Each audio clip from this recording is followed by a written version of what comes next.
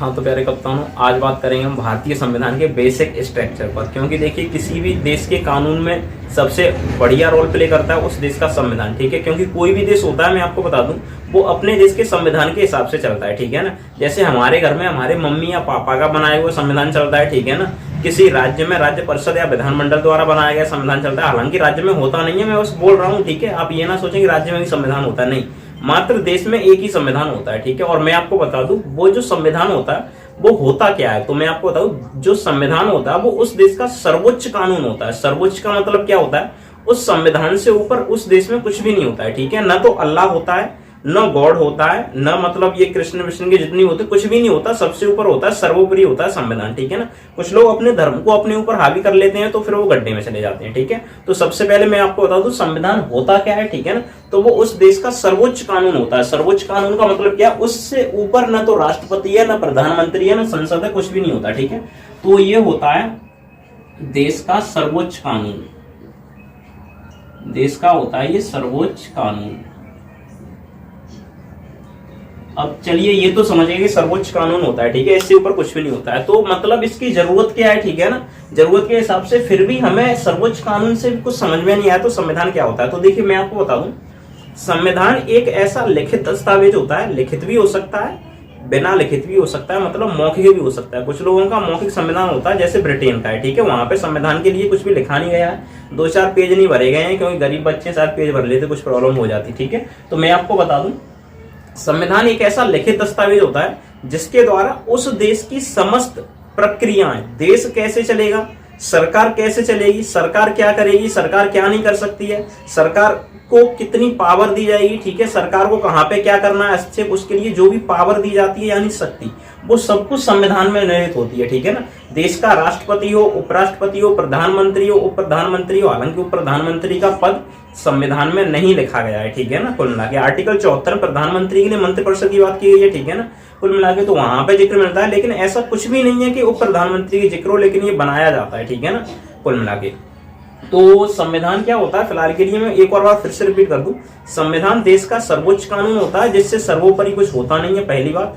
दूसरी बात की जाए तो संविधान से ही देश चलता है, ठीक है। बस संविधान में लिखी हुई प्रत्येक प्रक्रिया द्वारा ही देश चलता है, ठीक है। ऐसा नहीं है कि देश के द्वारा बनाया गया संविधान होता है, नहीं। एक बार संविधान बन जाता है, उसके बाद में संविधान के द्वारा ही देश को हमेशा के लिए चलाया जाता है। बस आप ये समझें कि संविधान वह लिखित दस्तावेज है जिसके द्वारा देश की सभी कानूनी प्रक्रियाओं को पूरा किया जाता है, ठीक है। देश में कब इलेक्शन होना है, संविधान में लिखा है। देश में कुछ भी होना है, ठीक है, संविधान में लिखा है। मैं आपके सामने बोल रहा हूं, ठीक है, मुझे बोलने की स्वतंत्रता है, ठीक है ना। कुल मिला के हर चीज की मुझे स्वतंत्रता है, तो ये संविधान ही मुझे देता है, ठीक है। ऐसा नहीं है कि भगवान ने आके मुझे दे दिया, अल्लाह ने आके मुझे दी, ऐसा किसी ने कुछ भी नहीं दिया है, ठीक है। बस संविधान सबसे सर्वोपरि है, तो संविधान ने मुझे प्रत्येक चीज की स्वतंत्रता दी है, ठीक है। स्वतंत्रताएं दी है तो वहां पे कुछ रोक भी लगाई गई है, ठीक है। आप बोलिए, बोलने की स्वतंत्रता भारतीय संविधान के अनुच्छेद 19 में है, जिसको मूल अधिकार के अंतर्गत रखा गया है। लेकिन जहां पर बोलने की स्वतंत्रता है तो वहां पे कम बोलने की भी है, उस हिसाब से बोलना चाहिए कि दूसरे को प्रॉब्लम ना हो, ठीक है। तो संविधान ने ही हमें सारी फ्रीडम दी है, ठीक है, फ्रीडम ऑफ स्पीच जो भी है, कुल मिला के संविधान ने सब कुछ दिया है। तो संविधान देश का सर्वोच्च कानून होता है, ठीक है। अब मैं आपको बता दूं संविधान की आवश्यकता क्यों पड़ी, ठीक है ना, और संविधान जरूरी क्यों होता है देश के लिए, ठीक है। तो देखिए, मैं आपको बता दूं, 10 लोग कहीं पे रहते हैं, मान लीजिए 10 लोग बराबर है, ठीक है।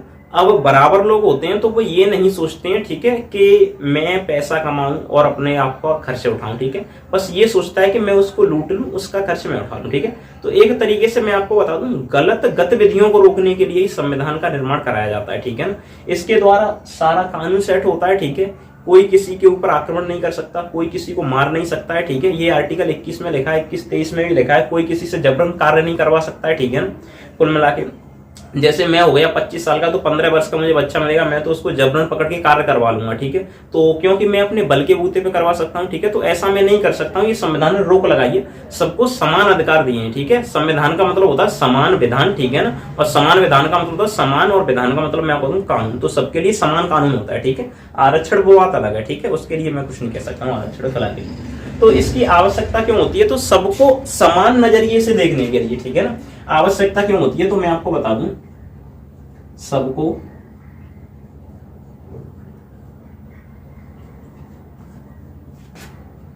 समान अधिकार मिले, सबको समान कार मिले,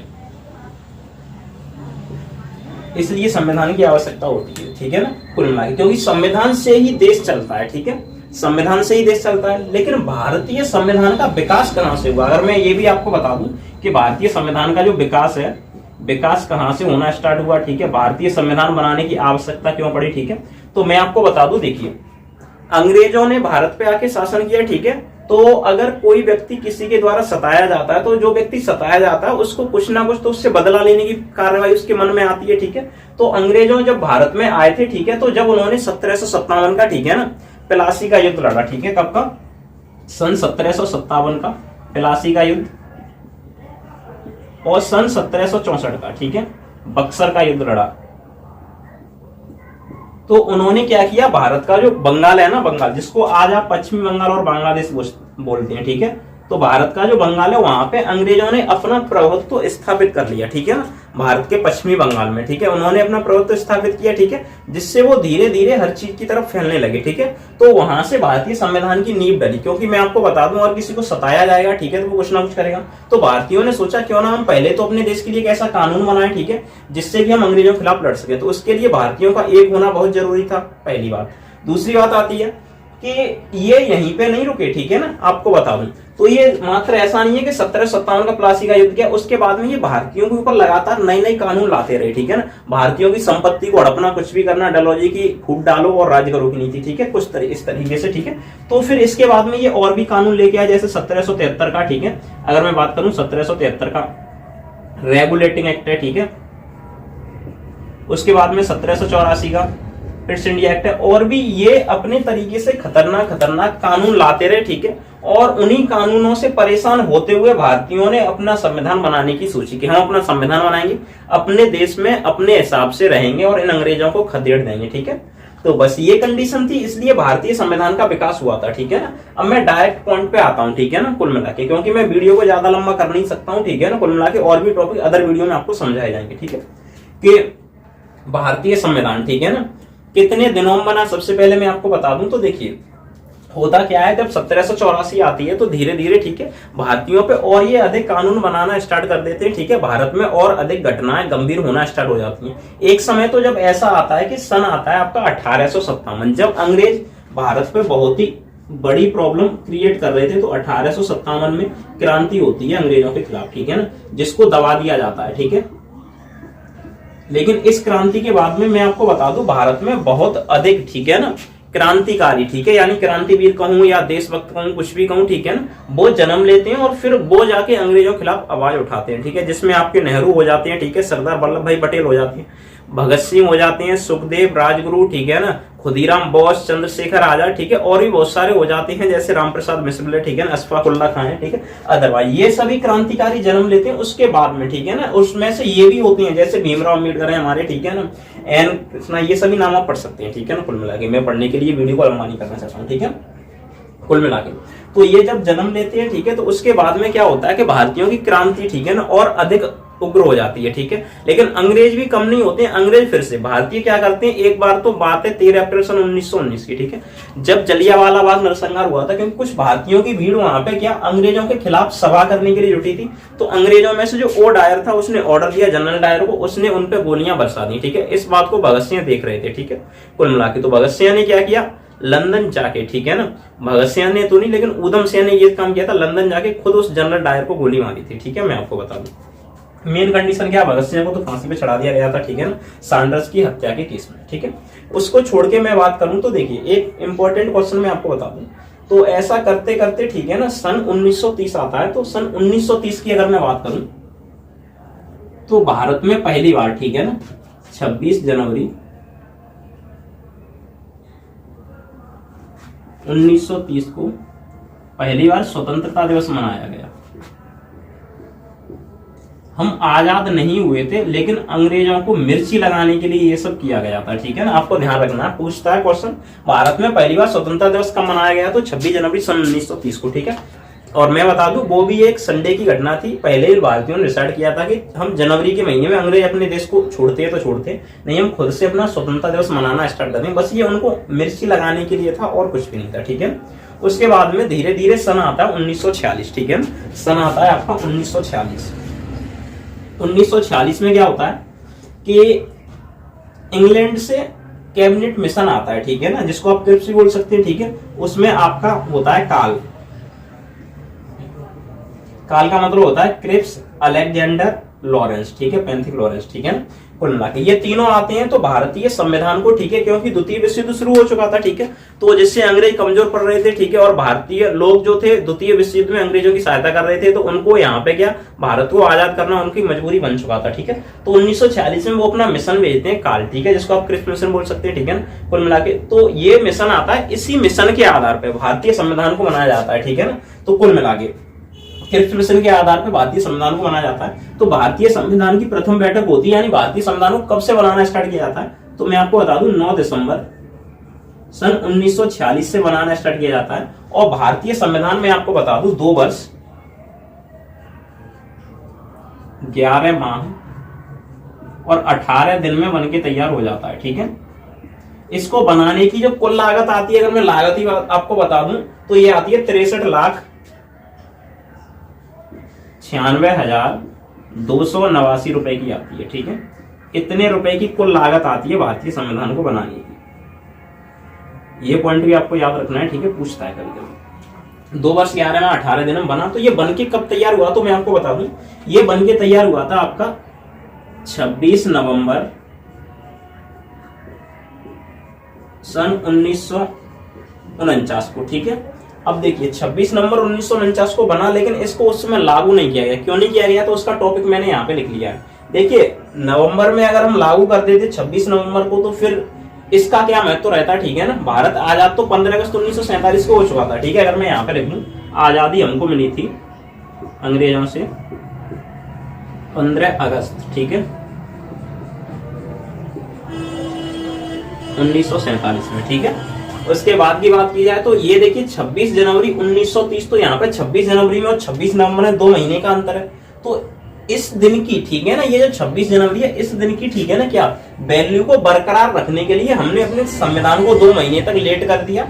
और फिर जैसे ही 2 महीने बाद हमारा क्या 26 जनवरी 1950 आता है, क्योंकि 49 के बाद में तो 50 आएगा, ठीक है। तो जैसे ही 26 जनवरी 1950 आता है, भारतीय संविधान को लागू कर दिया गया, ठीक है।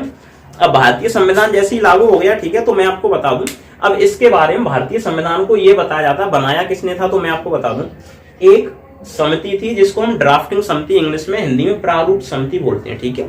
अब इस प्रारूप समिति के जो अध्यक्ष थे वो थे आपके doctor Bhimrao Ambedkar, doctor B.R. Ambedkar, ठीक है, अम्बेडकर जी थे, ठीक है, इसके अध्यक्ष थे। अब मेरी बात समझिए, भारतीय संविधान को बनाया किसने था, ठीक है, तो आपको टिक लगाना है डॉक्टर भीमराव अम्बेडकर पर, ठीक है। लेकिन मैं आपको बता दूं सन 2011 का वर्ल्ड कप महेंद्र सिंह धोनी ने नहीं जिताया था, लेकिन दुनिया सिर्फ धोनी को जानती है। मैं आपको बता दूं 2011 के वर्ल्ड कप में युवराज सिंह को मैन ऑफ द टूर्नामेंट चुना गया था, यानी उस बंदे ने सर्वाधिक मेहनत की थी, सबसे अच्छा स्कोर किया था, मोस्ट रन नहीं किए थे, लेकिन विकेट भी साथ में लिए थे, ठीक है। तो man of the tournament Yuvraj Singh को चुना गया, धोनी को नहीं। फाइनल में सबसे बड़ी पारी गौतम गंभीर ने खेली थी, मैं आपको बता दूं 97 रन की, ठीक है, यानी 97 रन की। लेकिन मैन ऑफ द मैच भले ही धोनी को मिला फाइनल में, ठीक है, लेकिन धोनी ने विश्व कप नहीं जिताया। हाँ, जितवाने मदद की। आप समझिए 11 प्लेयर की टीम में अकेला कप्तान ही नहीं सब कुछ कर सकता है, ठीक है। तो बस मैं आपको बता दूं, हाँ, इन्होंने संविधान को बनाने में काफी मदद की, लेकिन आप इन सभी का नाम भी याद रखिए, ये भी हमारे लिए पूजनीय है, ठीक है ना। ऐसा नहीं है, देखिए मैं अब इनके नाम बताऊं, एन माधवराव है, टी कृष्णामाचारी है, डॉक्टर के एम मुंशी है, ठीक है ना, अल्लादी कृष्णा स्वामी अय्यर है, ठीक है, एन गोपाल स्वामी आयंगर है, ठीक है, उसके बाद में सैयद भी हैं, ये 7 लोग और हैं, ठीक है, उसके बाद मोहम्मद सादुल्लाह भी हैं, ठीक है। तो ये इतने नाम है, इन सब ने संविधान को मिलकर बनाया था, लेकिन हाँ ये इसके मेन हेड थे, ठीक है, इनका योगदान ज्यादा था, इसलिए बताया जाता है कि ये संविधान के पिता हैं, ठीक है, यानी डॉक्टर भीमराव अम्बेडकर। ऐसी कोई बात नहीं है, मैंने आपको बता दिया बस वर्ल्ड कप लेके, ठीक है। वर्ल्ड कप महेंद्र सिंह धोनी ने नहीं जिताया था, ठीक है। अब ऐसा नहीं है कि धोनी का उसमें योगदान नहीं था, योगदान था, इनका सबसे अधिक योगदान था, ठीक है, लेकिन ये भी कम नहीं थे, ठीक है, इन्होंने भी मेहनत की थी, ठीक है, कुल मिला के। और संविधान का जो डिजाइन तैयार किया था कि संविधान बनने के बाद में उसका डिजाइन होगा, तो वो नंदलाल बोस ने किया था। मैं आपको बता दूं डिजाइन किसने तैयार किया था, डिजाइन वो नंदलाल बोस ने, नंदलाल बोस, ठीक है। ने डिजाइन तैयार किया था, ये सुभाष चंद्र बोस के, ठीक है, करीबी थे, कोई भी वगैरह वगैरह, ठीक है। तो बेसिक स्ट्रक्चर ये होता है, ठीक है ना। संविधान की आवश्यकता क्यों होती है, ठीक है, सबको समान अधिकार मिले, ठीक है, कोई किसी के साथ में छेड़खानी ना करे, कोई किसी को लूटपाट ना करे, ठीक है, कुल मिला के। और ये देश का सर्वोच्च कानून होता है, ठीक है। फिलहाल के लिए इतनी सारी नॉलेज थी, ठीक है, भारतीय संविधान के स्टार्टिंग फर्स्ट पार्ट में, ठीक है। आगे आपको और बता दिया जाएगा बेसिक स्ट्रक्चर इसकी, जो वो होती है, क्या बोलते हैं उसको, प्रस्तावना, ठीक है, उसमें आता है, ठीक है, कुल मिला के जो क्या होता है उसके बारे में और आपको अधिक बता दिया जाएगा नेक्स्ट पार्ट में।